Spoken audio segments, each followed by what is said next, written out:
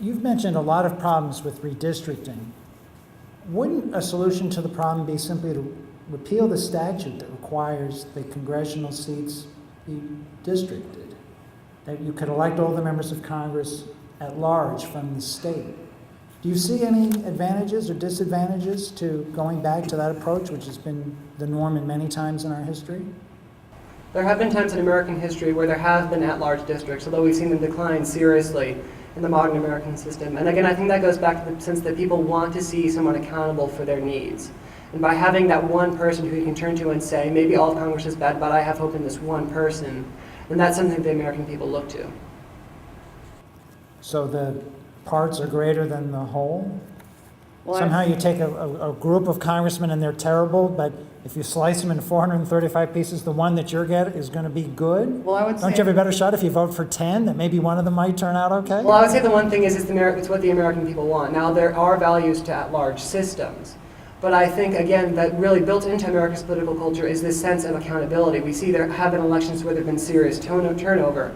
And to say that there's always like a particularly 100% safe seat, I would say, again, would be an exaggeration. In our state, a Democrat ran in a particularly conservative state that was held by Representative Virgil Goode, and he was even defeated. The Republican was even defeated considering that it was a very safe seat. So to say that representation or that multi-member districts would somehow change things greatly, I would say is incorrect. And though the parts may not be greater than the whole, I think as far as serving constituent interests, people are interested in having this direct representation in Congress. Additionally, from polls of the American public, while they're not generally not very happy with Congress's performance, they're typically very happy with their own representatives' performance, and so they're really not upset about the actual role of representation that their individual congressmen perform. And Why do you think that happens? I would think, for one thing, again, you have the impact of C-SPAN and other interest groups. How perhaps an interest group might force Congress to leave a pork barrel and appropriations for something that your district isn't interested in, say, some sort of fur commodity or something, but another district where that representative comes from, it's very important to them that such values are given. Wow.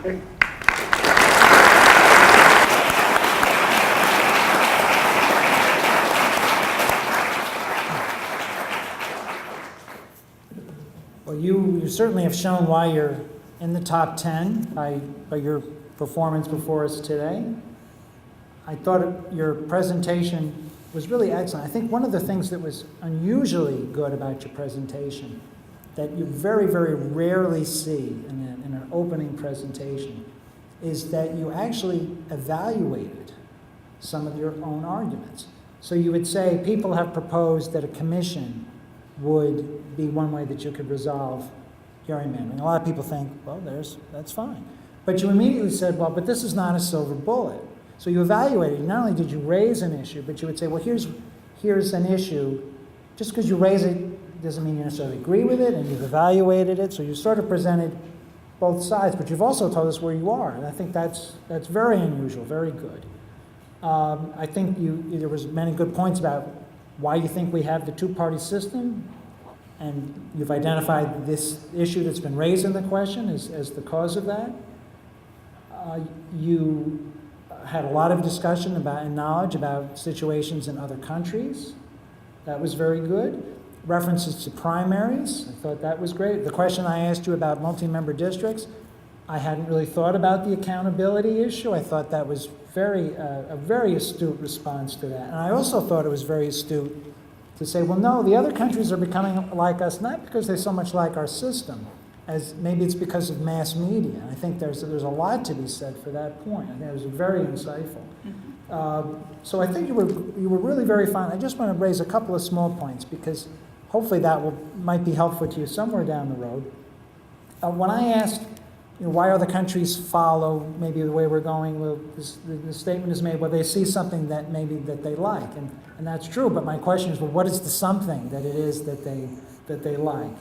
Or when you say that the presidential system, as you said in your presentation, one of the advantages of it was that it was swift. And I'm thinking, well, how long did it take to get health care, compared to the British system, usually considered the SWIFT system, as you mentioned with Atlan in 6 years, passing much more than health care. Whereas our system, maybe the advantage of our system is that we're deliberative, or maybe we're too deliberative, but that was a point there. But really, I could give you a really long list of very positive things about what you did. Very, very strong, and you should feel really great about how you've done.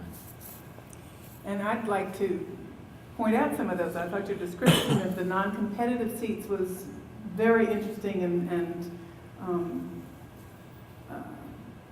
I liked your discussion of the primaries. Also, the jungle primary in California was a lovely idea. The at-large districts was interesting, and it's particularly interesting to us in Maryland, D.C. area, because D.C.'s just lost their next, or may have trouble with their next chance to have representation in Congress, because Utah's refused to have an additional congressman in Utah because it was supposed to be an at-large congressman, not a specific district congressman. So you really hit some points that were fantastic. I really like the self-selection, self-selection, I can't remember the term you used, Meredith, but the idea of people moving where they feel like it, and that's why you end up having the districts you get, was a really interesting point. And I think all four of you did a really stunning job. And just take a moment now and look at this room and think of how many of you, now you're a part of a number of very few people who actually testify in this room. And I hope you'll consider testifying here again in your future from the experience that you have, or receiving testimony and representing us here, because we need people of your intellect and passion to represent us, and if you all will do that, then I won't worry about our future. Thank you very much. All right. Well, I'll echo what my colleagues said, at least in the opening remarks. I think we're spot on. More specifically, Emily, I liked the fact, I liked your reference discussion of Shaw versus Reno. I liked the discussion of the Conservative Party in Great Britain. We're talking about the parliamentary system. And then you were up to date talking about Proposition 11 in California. I think all that was a nice, very nice blend. Delia, am I pronouncing that right? Delia. Thank you. I guess you did get it right. Okay. Mexico was your example there. Talking about Iowa and how it may or may not be a good example of how you could do this. And I like the way you said that there are some problems. It may not, Iowa's maybe a different situation altogether. Your discussion of the trustee role, I thought, was a good point. Ben, Clement Attlee. I haven't had anybody quote Clement Attlee or mention him since I've been doing this. I like your discussion of there are things changing. C-SPAN, the Tuesday, Thursday, club that we have now. You were really quick on the uptake. On all the questions we asked, you seem to be on, and I really like the way you answered the question I threw out about the majority minority districts, and all of you seem to grasp that one. Meredith, I like your opening characterization of our American political system, the problem of accountability. I like your discussion of the notion of single-member districts and the problem of compactness and the political self-segregation, and that is really a problem in drawing up these lines. The only thing I might comment on is sometimes I'd like to see somebody make a contrast between when you use Shaw versus Reno, in which the court relied upon the 14th Amendment Equal Protection Clause and that weird district that you alluded to. Contrast that with Gomillion versus Lightfoot, where they drew a 28-sided figure. That was thrown out on the 15th Amendment, racial gerrymandering, racial discrimination. I'd like to see some comparison and contrast. That would be something you might think about. I also, just the legal issues raised in here. If you're going to use a court case, specify exactly what they said on that. But I think you did a really good job. You're well coached, and you got a lot to be proud of. Congratulations. Good job.